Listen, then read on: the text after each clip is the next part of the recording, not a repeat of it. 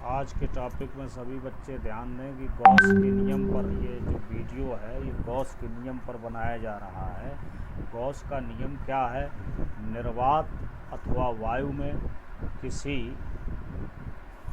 बंद पृष्ठ से गुजरने वाला वैद्युत फ्लक्स जो होता है इसको फाई ई से प्रदर्शित करते हैं। पृष्ठ के भीतर उपस्थित नेट आवेश या तो हम क्यू ले लें या क्यू इन ले लें का 1/ε0 गुना होता है। इसको जब आगे प्रदर्शित किया गया तो इस सूत्र के रूप में इसको दर्शाया भी गया है। सूत्र के रूप में ये फाई बराबर, ये तो वैद्युत फ्लक्स का ही सूत्र होता है, ये कक्षा 10 में पढ़े होंगे।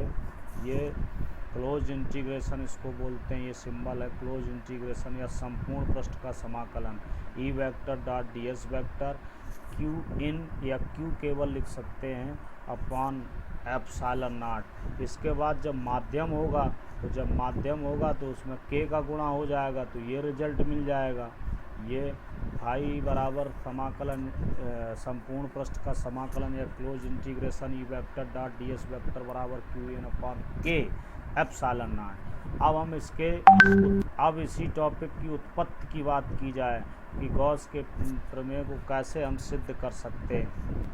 ये देखिए, गॉस के नियम की उत्पत्ति के लिए एक आकृति मान ली, एक बंद पृष्ठ मान लिया जिसका संपूर्ण क्षेत्रफल S है, निर्वात में स्थित है।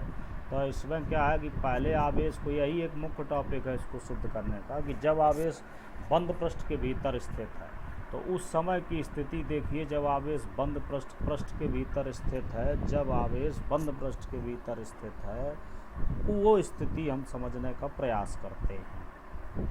ये देखें सभी बच्चे कि ये जो है एक बंद पृष्ठ के अंदर एक प्लस क्यू आवेश एकत्रित है, जिसमें देखिए एक सूक्ष्म खंड मान लिया, पूरा पृष्ठ छोटे छोटे खंडों से मिलकर बना है, जिसमें एक सूक्ष्म खंड ds है और इसके लिए जो स्टेरेडियन बन रहा है केंद्र पर, घनकोण बन रहा है जिसका मात्रक स्टेरेडियन होता है, वो डी ओमेगा है और ये ds वेक्टर और ई वेक्टर के बीच का कोण थीटा है।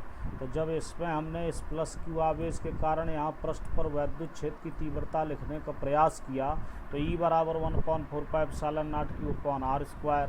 यहीं पे हमने वैद्युत फ्लक्स लिखा तो सूक्ष्म क्षेत्र है तो सूक्ष्म वैद्युत फ्लक्स E, इसका डी फाई बराबर E vector dot D S vector. Scalar गुणनफल के आधार पर E D S cos theta इसको दर्शाया गया।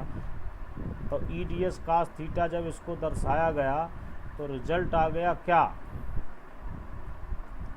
ये देखिए रिजल्ट मिल गया, ये रिजल्ट मिल गया। यहाँ पर इसकी वैल्यू ये पुटअप कर दी गई। पुटअप करने के बाद ये आ गया Q/4πε0 ds cos theta upon r² और ds cos theta upon r² के स्थान पर डी ओमेगा का प्रयोग किया गया और डी ओमेगा ये हो गया।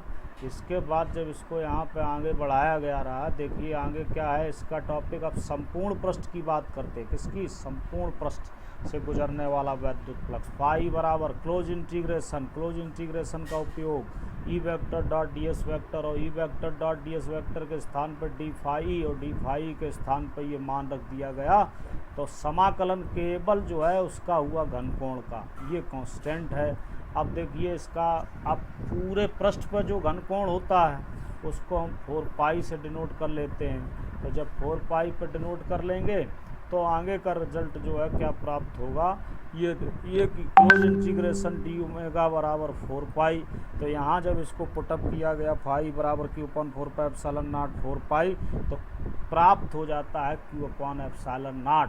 तो जब Q/ε0 प्राप्त हो जाता है तो यही सिद्ध करना था कि क्लोज इंटीग्रेशन या फाई ई बराबर E vector dot D S vector, phi बराबर close integration E vector dot D S vector बराबर Q/ε0। अतः बंद पृष्ठ के भीतर स्थित आवेश के कारण पृष्ठ से गुजरने वाला वैद्युत फ्लक्स आवेश का 1/ε0 गुना होता है। यही गॉस के प्रमेय की उत्पत्ति है। इसके बाद आगे के टॉपिक अगले वीडियो में लिए जाएंगे।